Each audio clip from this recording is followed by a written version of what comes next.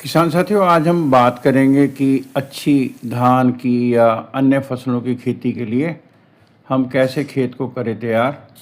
तो आप ना बहुत जल्दी जल्दी में कई बार रोटावेटर ही चलाते हैं और उससे ज़्यादा नीचे तक खेत को जोता नहीं जाता। रोटावेटर जो है ये केवल 15 सेंटीमीटर तक ही नीचे जाता है, आधा फुट के आसपास, और उससे ज़मीन की जो भुरभुरापन है वो नहीं बन पाता।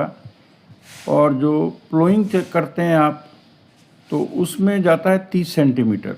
हल चलाते हैं जो उसमें लोहे वाला, तो वो लगभग 1 फुट के आसपास है। सब सॉइलर चलाते हैं तो उसमें ये 60 से 70 सेंटीमीटर, 2 से 2.5 फुट तक नीचे चला जाता है। तो हमारी ये सलाह है कि आप जल्दबाजी के कारण जो है खाली रोटावेटर से चला के और फिर फसलों को नहीं लगाएं, ज़मीन को अच्छे से तैयार करें। तो जो भी 15 सेंटीमीटर से नीचे 1 फुट तक जाना चाहिए, और आपने जो खाद दिए हुए हैं जैसे कैल्शियम है, डीएपी है या कोई अन्य खाद है, पुरानी जड़ें हैं पौधों की, वो सारा एक मिश्रण सा बन जाता है, जिसके चलते ये एक सीमेंटिंग लेयर बन जाती है। और ये लेयर जो है जड़ों को बहुत नुकसान करती है, नीचे जाने नहीं देती है, जिससे आपकी फसलें अच्छी नहीं होती हैं। तो धान के खेत को तैयार करना है तो उसमें आपको बहुत ज़रूरी है कि आप लेंगे फसलों में जैसे सरसों, चना, गेहूँ धान के बाद, तो पुरानी नमी को हमने हटाना है।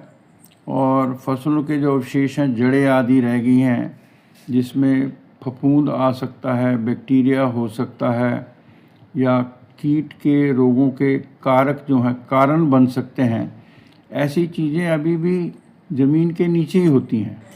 तो किसान साथियों, अभी धान लगाने में कुछ टाइम है।